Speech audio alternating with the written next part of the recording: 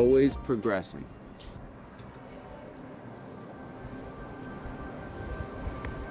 Where are we going? Would you look at this airport? This is the new Gate C at the Orlando airport, brought to you by JetBlue. We've got acai bowls. It's about 7 a.m. on a Tuesday, and we are on our way to Washington D.C.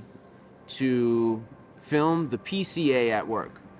I was invited to visit the PCA by a very special gentleman named Glenn Loop, and then followed by Scott Pierce and Josh and these guys. And I went there thinking that the PCA just does the PCA show. And when I got there, I realized how much work that they're doing to fight for the rights of cigar smokers in this country. And I was blown away with the amount of work, the amount of Congress people that they're in touch with on a daily basis, and all the things that they're doing for us. So I really wanted to share with our audience what it is that the PCA actually does, because the PCA show is just 1 week out of their year.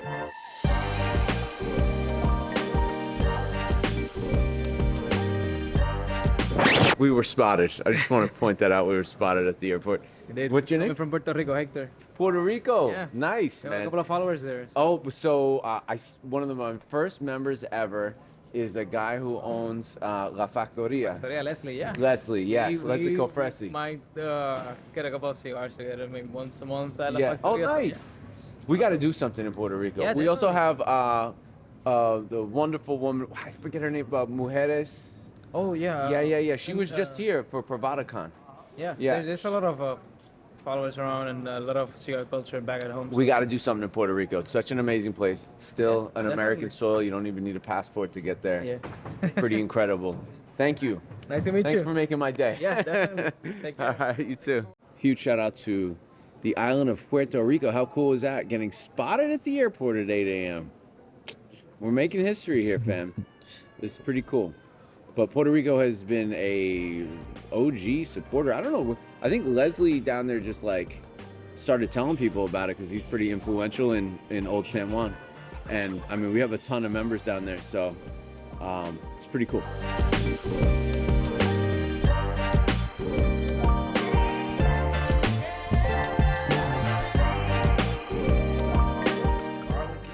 Oh yeah, you're gonna smell, bro. I have to get some. Did you smell that dude next to you? Yeah, he had vodka. Smell like garlic so bad. No, it was vodka. He ate garlic before he got on the plane. Oh. Now I'm gonna smell like that too. Look at that beautiful gray weather, huh? It's so nice. It is cool to see a change of season though. For a day. Oh shit, that's the dude right there. Again, fucking no luxury over here. Fucking Nissan You got Altima. black car to the airport. No, I need a black car all the I time. just called Uber. Wait, is this? Yeah, this is him. Nissan.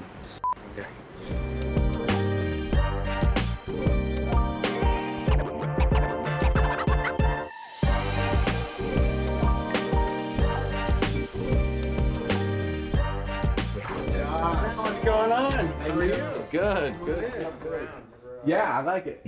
See you, bro. What's going on, man? How you doing? Doing all right. How are you? See, this is Johnny, my camera guy. How you doing, Johnny? Nice to meet you. Ryan. Nice to meet you. I'm John. Well, we're here today at the Premium Cigar Association headquarters in Washington, D.C. on Capitol Hill. We are here with a few of the professional staff that work here and fight for the rights of cigar smokers in this great nation. And I am here right now with Ryan Privada. Ryan, what's your title here? So I am the Senior Manager of Government Affairs and International Policy. Okay, so I think the reason why I'm here is because I was invited to come here by Mr. Glenn Loop a few months ago, and I've been in this industry for 5 years, and I like to think I've dug myself pretty deep into the industry. And when I heard the word or the acronym IPCPR or PCA, I just thought about the show. And so I came here to talk about the show. And when I got here, all of the work you were doing was everything, I don't want to say but the show, but the show was only 1 week out of your year here. And I couldn't believe the amount of work that was being done, the amount of phone calls that were being had with pretty powerful people in regards to the rights of cigar smokers in our country. So I guess what I'd like to know, or what I'd like to explain to our viewing audience here, is what is it that each of you do here? So tell me about what you do here on a daily basis, and some of the things that you have been involved with trying to get accomplished. Yeah, of course. So my main focus has been international over the last couple of months, but prior to that, I did a lot of the federal stuff with Josh and our contract lobbyist Patrick Anderson. Okay. And in addition to that, I work with Glenn a lot on the states. There's 50 states to cover, and we have one full-time staff member that focuses on the states. So come January, all hands on deck, and we're fighting battles in nearly every state. And so when you cover states, what are you doing? You're making phone calls? What's happening here? So a lot of the phone calls, a lot of the meetings are done by either our members in those states, which has a really profound impact when a constituent reaches out to a local legislator, or Glenn Loop, who's the director of state affairs. When it comes to my role in that, I do a lot of the research, I do a lot of the monitoring, I read legislation, see how it affects the premium cigar industry, and we write grassroots alerts for that. So for the consumer and for the retailers to engage with their public officials on the state level and the local level. And then you also mentioned to me that one of the new roles you've taken on here is doing international. Yes. And I've overheard you talking about generational tobacco bans. Please, it sounds alarming. Please tell me what this means. Yeah, so the generational smoking bans, the form that they're coming in is a bill will be proposed internationally, though there are some beginnings of that happening in the United States, where, as an example, they would pick January 1st, 2009. So anybody born on or after January 1st, 2009 will never be able to purchase a tobacco product. So you're telling me that there are representatives, people in Congress that are beginning to talk about generational tobacco bans even in this country? So thus far, the only thing that we've heard is localities. So not on the federal level just yet. Okay. But Brookline, Massachusetts just banned it outright.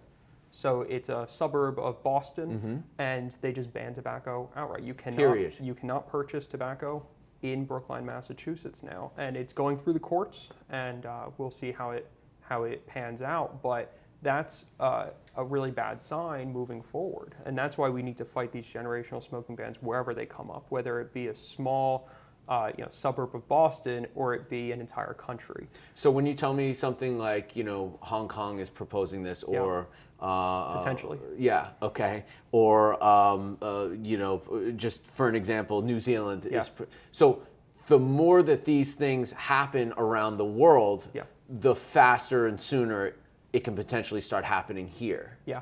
So people are paying attention in the United States. People as in representatives. Representatives are paying attention to New Zealand, paying attention to Malaysia, Hong Kong. Wherever these smoking bans come up, these generational smoking bans come up, they're paying attention to see how it pans out, what kind of opposition they get, how strong is that opposition. And if there's nobody fighting these generational smoking bans, then it just opens the door, right? You're going to see California potentially go in and try to implement this. You're going to see small localities like Brookline. You're going to see other countries jump on board. You're going to see entire unions of countries all do it at the same time. And this is going to have a profound impact on not just the premium cigar market, but the pipe tobacco market and all the other tobacco product markets. So it's important that we come at it as a united front. And that's one of the other things that I've been working on very hard over the past couple of months, is trying to organize the international community, much like Glenn Loop has done in the States and Josh and Patrick have done on the federal level. So we're here with Josh Habursky of the Premium Cigar Association. Josh, what is your title here? I'm the Deputy Executive Director and Head of Government Affairs for PCA. Okay. Tell me about what you do on a regular basis. So I oversee the Government Affairs Department, federal, state, and international. We are engaging on many different fronts: grassroots, grass tops, direct lobbying, public affairs. I think if I put my role in a nutshell, it's the mouthpiece on the policy side for the industry, for PCA. And I'm interacting with members of Congress, the White House, the Food and Drug Administration. So a lot of that time and effort is not only myself, but preparing our board of directors, Scott Pierce, our executive director, for that. Okay, great. And how often are you calling members of Congress? All the time. I mean, we're pretty Is this a much daily thing? Daily, we're talking to congressional offices. We have 200 meetings every year. Wow. Educating folks a lot. You wouldn't believe how many people don't know that this premium cigar is not a big cigarette. So teaching people the nuances of premium cigars, it's educational as much as it is policy. Right. I can clearly see that. Do you ever get the chance to sit down with some of the people at these anti-tobacco organizations and try to explain to them that we're not inhaling, like you're educating them? Do you think some of these organizations understand that, or they don't want to hear it at all? Well, I think when it is the regulator, they have to listen to that. That's a message that we have to prepare ourselves. We have to have our facts and figures. And the new director for the Center for Tobacco Products, complimented us, saying that we came with receipts. We brought in research and put our best foot forward. With the anti-groups, a lot of times we're on the other side. They're presenting counter information, and a lot of times what they do is conflate all tobacco products together. Right. And we have to call them out, saying, that might be true for cigarettes or e-cigarettes or whatever, but it's not the case for premium cigars and pipe tobacco. Wow. I'm working on a product that has something to do with the Civil War, and so I've been studying the Civil War, and I just can't imagine what the forefathers of this country would think about our country taking away an adult's right to smoke a cigar. Well, not even in the historical lens, but Congress specifically did not grant the Food and Drug Administration the direct authority over premium cigars.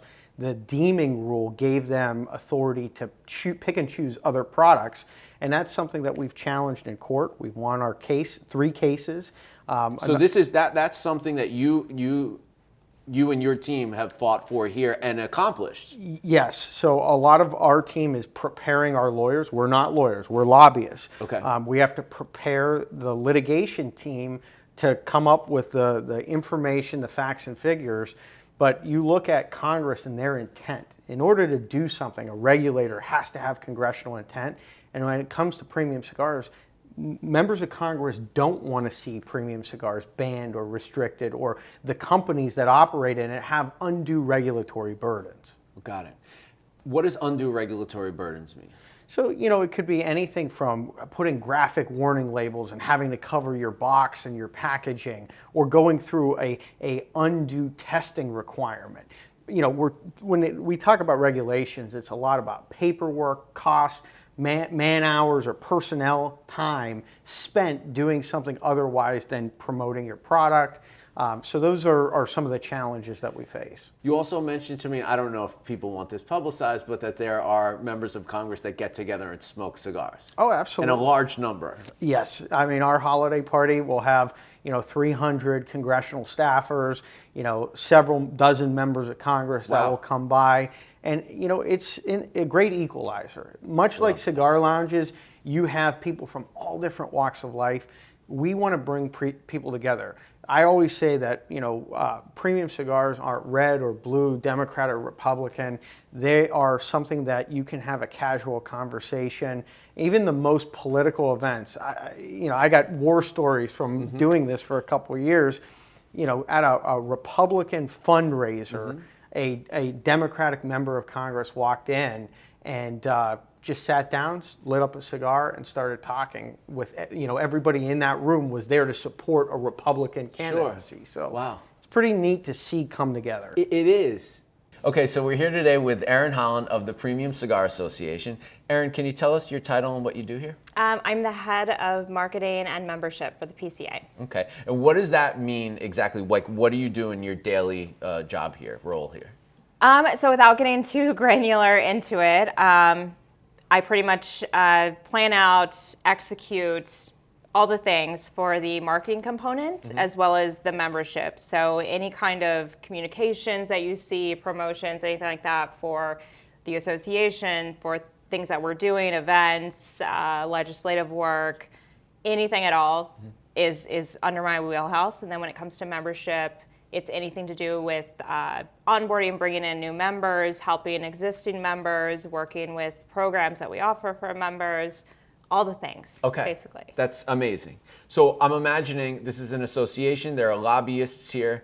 The membership does cost something. So this is where, and the membership and the show, these are things that generate revenue that pay the people salaries to go out and fight for our, privileges as cigar smokers.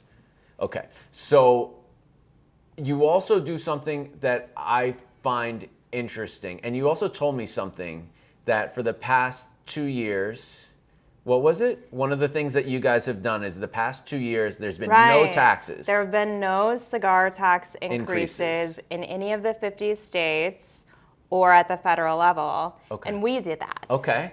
Well, that sounds amazing, and thank you for your work. The other component of your job, other than onboarding members and helping current members, is something that I think the PCA has not struggled with, but I think there's been so much work to be done that the last thing you would think to do after putting 10-hour days in to fight for our rights, basically, is to go out and then tell everyone what you've done. And so that's part of your job as well. Yeah, I totally agree. I think in the past couple of years, we've really shifted and tried to basically tell people more of the things that we are doing, because a lot of the work that we do is behind the scenes, whether it's advocating our government affairs teams. A lot of things that happen, they happen without people necessarily seeing them constantly on the front lines in front of their face. So a big part of it is saying, look, we did do this. Sure. We are doing these things. Sure. So that is a huge part of it. And it's so important, because if people don't know what you're doing, and it's Washington, D.C., it's an organization, people start to question, well, what's going on? What are they really doing for us? And I see even media in our industry questioning the PCA. And so it was really eye-opening when I came here a couple of months ago. I thought I was just coming here to talk about the show and the relationship between Privada and the PCA. And I saw all of you working really hard, taking phone calls from senators and congresspeople. And I said, if I didn't know that these people did this, then not a lot of people do. Yeah. And so that's why we're here, to find out what's actually going on behind the scenes so that we can create more support for the PCA. Because like you said, 2 years without any tax increases. That's huge. And there's a list of other things that you guys have accomplished in the last few years that have been tremendous for American cigar smokers. So thank you for your work, and we really appreciate you. You're welcome. Okay. On behalf of everyone here. All right. Thank you.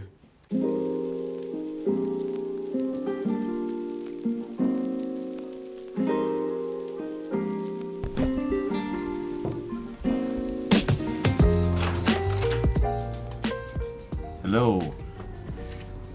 They don't have hot water in my room. They don't? Yeah, they do. Oh. Did you go in here yet? Oh, I didn't know that was there. Oh, I'm gonna go ham on it, dude. I don't do that. Hell yeah. When in Rome, baby. Ooh, those nuts. I wonder how much they are. Probably like $10. Okay, let's go eat. How about an oyster bar that allows you to smoke cigars? Dope. Okay, cool. It's called the Pearl Dive Oyster Place. Wait, try the cigar drink. I don't know if they... Oh, you know who's had cigar drink? Claudio. Casa de Monte Cristo. That's where we're going. Casa de Monte Cristo. All right, let's go. You can have drinks, You can smoke a cigar, all in the same place. All because DC is not a state. Although Florida, you can do it in Florida. You can do it in Pennsylvania. You can't do it in a lot of states, though. It's a dang shame. Shout out to Agni Atelier. They sent me some clothes. I've been meaning to wear them in videos, but I'm in love with these socks. The t-shirts were huge for me, but man, I'm in love with these socks, dude. I think they're pretty cool to make dressing fun. Shout out to Agni Atelier. God, I hate you so much. You're a I'm cat. dressing up for this weather. Although I could see where it would get depressing. This is why I moved down south. But you have to admit the cool weather's kind of nice, right? Yeah, it's great. I mean, it's pretty cool. It's what's 40 degrees? Not cold. How was your shadow boxing It session? was great. I got on top of the bed. I was like, yeah. Oh, sorry. So friggin' cold, bro. I'm singing in the rain. This is a beautiful hotel. Get hypothermia before you make it in. This is a beautiful hotel. It is beautiful. We're in, oh shit, almost a bike accident. Look, they're gonna yell. Oh shit, here we go. So it's cold and rainy here. It's very nice, very like Parisian-esque. There's a woman that just parked in the driveway of the hotel, and she just stopped here. And just literally, like, people are having to back out, like you hear all the noise and stuff. It's it has not been entertaining. It's pretty weird. And she was just like, yeah, I'm not the best driver, and then just walked in the hotel. Just like left the keys there. The car, look, the car's just there. And so what I thought was, instead of taking an Uber, we could just take this car and maybe bring it back at the end of the night. So we couldn't go anywhere. It is just jammed out here. We're in DuPont Circle. It's 6:30 at night on a Tuesday, and it is jammed out here. Pouring rain. Uber driver couldn't get here. We're gonna regroup. Come in. Where are we out here, Johnny? We're at the hotel, but this is Dodge? Dove? Doyle. We're at Doyle. And I'm gonna have a cognac and a glass of champagne because I'm fancy as hell and I'm in Washington, D.C. I'm on the hill. And what are you gonna have? Well, just Buffalo Bud Trace. Light and You got any Natty Light? yes, Clark, you gotta come over here and order some Natty Light.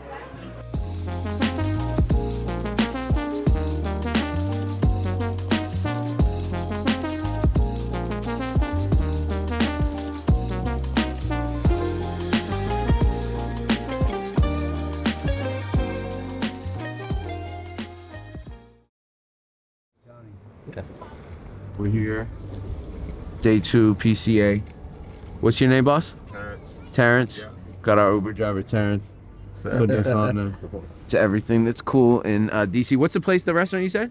Bus Boys and Poets. Bus Boys and Poets. Said to go there. We might check that out later. Today we got 2 more interviews to do with one of the heads of the PCA. Actually, 2 of the senior people of the PCA. So I'm looking forward to that. And then we're going to court with these guys. So we're gonna see, you know, them in action. That's pretty cool. So stay tuned. My man, how you doing? Good. How are you? Good to see you. Yeah. I know the travel stuff. How you doing? Hang on, Johnny. Johnny, nice to meet you, Scott. We're here today at the Premium Cigar Association with Mr. Scott Pierce. Scott, thank you for having us today. It is an honor to be here. Can you tell us what your title is here? I am the executive director or chief executive, so I oversee all operations of the association. Okay, wonderful. For the folks at home that don't know what the PCA is, tell us what the PCA does. First and foremost, we are the advocacy group that is on the front lines fighting for all brick and mortar retail, lounges, shops, bars, as well as consumer rights to enjoy premium handmade cigars and pipe tobacco, free from regulation, overburdensome taxes, and any crazy policy that the anti-tobacco groups can come up with. Wow. Thank you for your work. How, as someone who is even in the industry, I was invited here a couple of months ago, and I thought it was just to talk about the show. And I sat here and watched you all work, and I was just totally taken back by, you know, what happens the other, 51 weeks out of the year here. Right. The actual work that's taking place. You're fighting for the privilege of these shops to stay in business, to not be hit with major taxes, Right. and in turn we get to enjoy cigars because of that. So I mean that's pretty phenomenal. I'm guessing that the trade show proceeds pay for that. Exactly. So the annual trade show that PCA is known for, all of the proceeds from that trade show go directly back into fighting for the industry. Okay. Fighting against all crazy regulations and policies that seek to do harm to the industry. And really, we are fundamentally here to protect the rights of our businesses and the consumers. Okay. And so as consumers, what can we do to support the PCA? Two major and, quite frankly, in my opinion, pretty easy things to do. Engage with the trade show through media, right? We have a lot of media companies. You're coming this year. It's a spoiler alert now. Spoiler alert. You're coming to the media. But as a consumer, when you engage with all the media that's at the trade show, So this is sharing, liking, Yes. posting it in my Facebook cigar group. Exactly, Okay. exactly. You're coming. Here's what's new. Here's what's coming out. Here's a new company. Here's a new brand. What are you doing new and different this year? And catching up with brands, right? When you watch the clips or you see the pictures, share, like it, enlarge the community of cigar smokers and connect. What that does is it raises the value of the trade show. It connects the consumers to what we're doing, but it raises the value of the show, which means that's more proceeds that are coming back, that are going directly back to that consumer who just shared that post for your right to be able to go and sit down and enjoy a cigar. Love it. Second thing, just go sign up at cigaraction.org. So whenever we need letter writing campaigns to local elected officials, it's an easy 2-minute opportunity. And you do the work. I Yes. mean, it's like if someone signs up, it's not like they have to write the letter. You write the letter and submit it. Exactly. It doesn't cost you anything. You put your address I'm signing in. up as soon as I get home. You put your address in. We know exactly who your elected officials are, and then we have the letter pre-populated, and it's just your name that goes on there, and we send it to them. Thank you. Thank you for having us. Thank you for the work that you do on our behalf. I, again, was completely unaware, and I wanted to bring my people here so that they could see what it is, the good work that you guys are doing. No, and sincerely thank you. The work you're doing and with your community is fantastic. It's engaging in ways that haven't been before. But the other part, too, is taking your time to come up here, sit down with us, learn about this, was a breath of fresh air. Not a lot of people do that. Yeah. And kind of sometimes they think they know what we do. Right. But, you took the time and then coming back to do this. So thank you very much. I think it's great. I think it's fantastic. It's my pleasure, Scott. It's great to see you. And action. We are here today at the Premium Cigar Association with a very special human being, Mr. Glenn Loop. Glenn, you are very important to cigars and the cigar smoking community. Can you tell us your title here at the PCA? Director of State Advocacy. Okay. Lobby the states. So tell me just a 1-minute piece on what it is that you're doing and who the people you do these things with. And Well, for. the state capitals are the incubators for policy on all things tobacco. The National Body Parts Lobby, heart, lung, cancer, all the other body parts, they use the states and city halls across America as incubators for policies that they want to initiate to decimate this industry. Nothing short of a prohibitionist attitude towards government. It's also an opportunity to promote solid progressive policy for the cigar industry, like cigar bar legislation, tax caps, cigar lounges, fighting smoking bans. So if I'm hearing you correctly, basically what you're saying is that some of these organizations try things at a city and then state level to see how it goes, and if they were able to push it through, then they'll eventually try to do it federally. Absolutely, Okay. absolutely, and a lot of times they're successful, but now our political machine for the cigar industry is on 24/7. So I feel like what you're doing essentially here is sort of like playing a game of whack-a-mole. You're getting these alerts when these words are used in city and state legislature or proposed legislature, and you're then going out and trying to stop it before it gets legs. We're trying to find out what's important and what's not. And we get about 12,000 notices during the course of a year. Wow. Of those 12,000 bills that are introduced in all 50 states and from January to December in any given year, we chisel that down to about 125, chisel that 125 down to about 50 on average that we have to concentrate on. And again, it's not all bad legislation like in New York. We have positive legislation. Not everything's bad. Okay. In New York State, for example, the New York Tobacconists Association that we support and help and counsel has a wonderful piece of legislation that would allow existing cigar shops to have an on-premises consumption of alcohol permits from the state. Basically allowing for cigar bars in the state if you're an established cigar shop. It's a marvelous piece of legislation. Also, And so this would allow them to serve alcohol. absolutely on-site consumption. And they've done a wonderful bridge building exercise with the state's wineries and breweries and distilleries to focus on New York products in New York cigar shops. It's a fabulous piece of legislation. And then we've got tax cap legislation that would cap this tax on cigars ranging from 30 cents to 50 cents a cigar. Right now pending in New York, New Jersey, Nebraska, Idaho, Wyoming's being initiated this year. And so you're trying to cut these things out before they grow legs. Absolutely. Or in a state like Minnesota in this upcoming session, we're going to be defending the tax cap in the state because we know that it has literally saved every cigar shop in the state of Minnesota. So to draw your analogy, it is whack-a-mole. We don't know whether when we wake up we're going to be fighting a Wyoming piece of legislation, supporting a New York piece of legislation, killing a Maine piece of legislation, or definitively killing a bad bill in Colorado, or chasing the bureaucracy in California. That's what makes this job a wonderful adventure every single day. Wow. Thank you so much for the work that you do here. It's a labor of love, all for the cause. I love it. I love it.